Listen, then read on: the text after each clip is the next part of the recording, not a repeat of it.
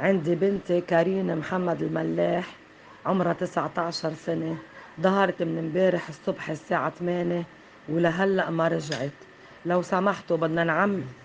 هي مريضة، عندها انفصام بالشخصية.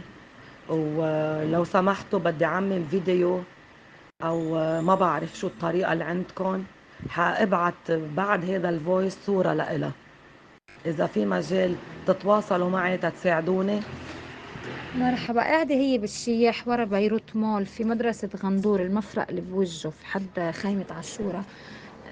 البنت مريضة، بس انه يعني بتركز وين بتروح وين بتجي، عندها مرض مثل اعصاب، بس انه بتركز. هي كل يوم بتروح بتجي على الدكانة، بتروح على محل التليفونات، ما بتروح قبل ما تدق لها. اما انه انا رايحة لهون جاي لهون بدي هالقد وقت، وبتروح وبتجي بوقتها. مثلا اوقات بتتأخر ساعة ساعتين، بتجي بتقول ضيق خلقت مشيت وجيت، بس انه تطول لتاني يوم مستحيل.